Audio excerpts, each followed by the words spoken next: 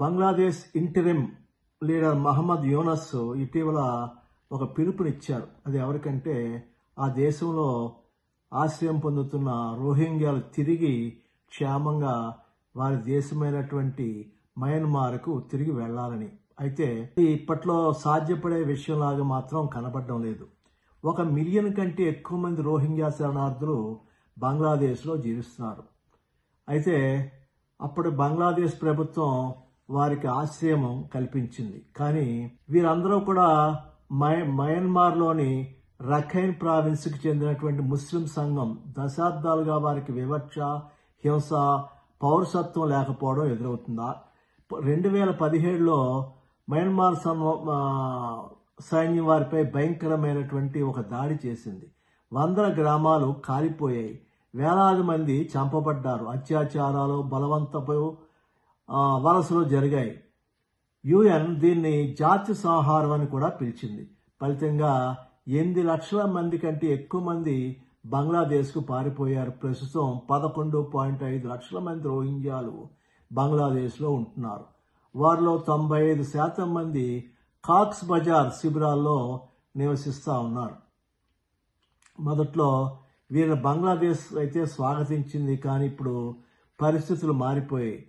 ఇలా అన్నారు యూనస్, ఇలా అన్నారు, మేము ఇంకా ఎక్కువ సహాయం వారికి చేయలేము. ఎందుకంటే ఈ శరణార్థుల జనాభా సంవత్సరానికి 6 నుంచి 7% వరకు పెరుగుతోంది.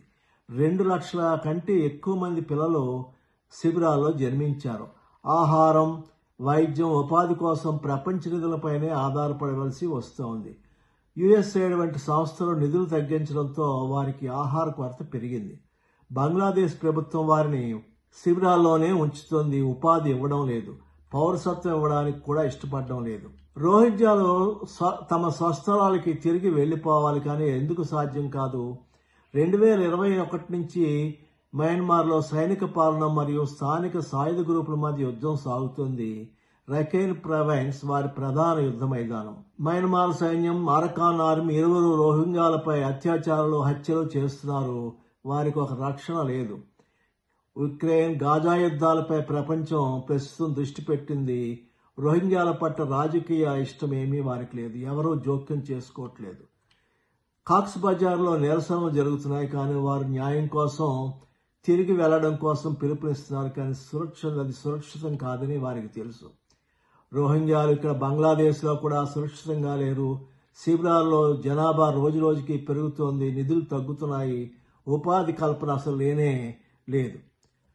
ప్రపంచం ఈ విషయంపై రోహింగ్యాలపై జోక్యం చేసుకోవాలి, న్యాయం కల్పించాలి. లేకపోతే 11.5 లక్షల మంది మానవులు శాశ్వతంగా పారిపోయేవారిగా మిగిలిపోతారు. మరి మీరు ఏమనుకుంటున్నారు? రోహింగ్యాలకు పరిష్కారం ఏమిటి? మన భారతదేశంలో కూడా అనేక ప్రధాన నగరాల్లో రోహింగ్యాల వలసలు వచ్చారు, అక్రమంగా వలసలు వచ్చారని మనకు తెలుసు కదా. మరి వారిని ఏం చేద్దాం? దీనికి ఏమైనా ముగింపు ఉందా?